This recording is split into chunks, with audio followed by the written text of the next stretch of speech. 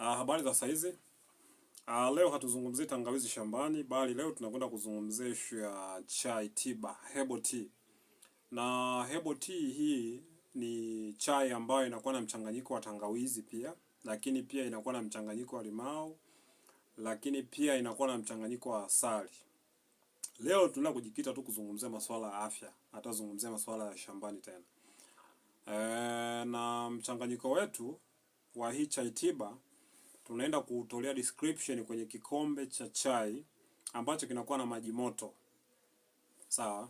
Kwa hiyo kwenye kikombe cha chai cha maji moto unaenda kuchanganya asali kijiko cha chakula, asali kijiko kimoja, lakini pia unaenda kuchanganya kijiko cha chai cha tangawizi ya unga kimoja, lakini pia tutakwenda kuongeza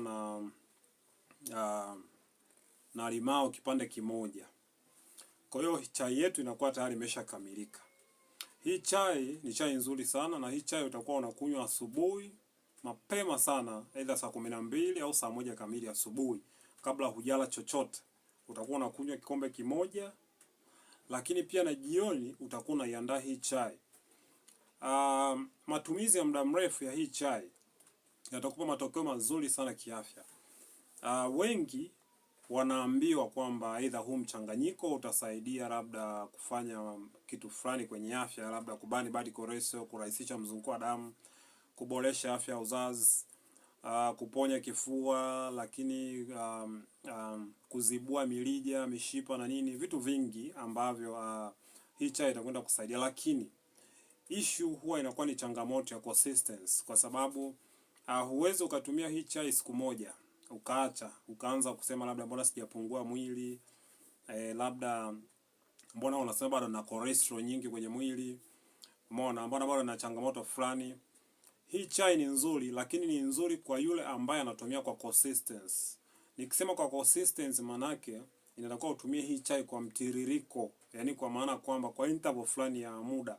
Kwa mfano, hii chai ni nzuri sana kwa yule ambaye ataitumia at least kwa mwezi mmoja. Ni chai ambao utaona matokeo mazuri, na chai ambao uta feel prestige sana baada ya kuona afya yako inaboresheka sana. Umeona?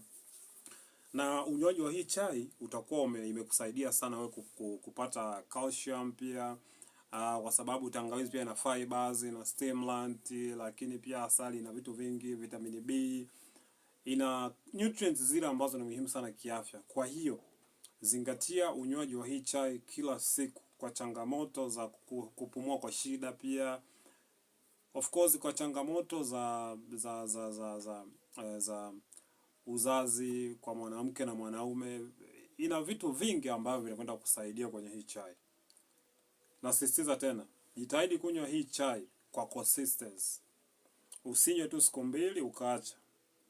Kunywa kwa consistency itakusaidia sana kiafya.